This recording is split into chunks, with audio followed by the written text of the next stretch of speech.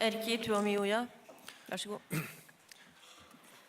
Jos saan käyttää suomea vastatakseni suomenkielisesti. Om jag kan svara på finska till det här finska spörsmålet, det sker ju väldigt brett kan man säga.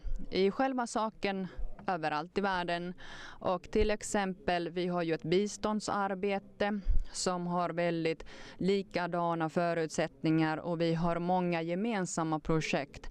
Speciellt om vi tänker på människorättigheter och kvinnors rättigheter och styrkandet av deras ställning. Det är ett väldigt naturligt samarbetsområde och har en väldigt central faktor och påverkning i att förebygga konflikter.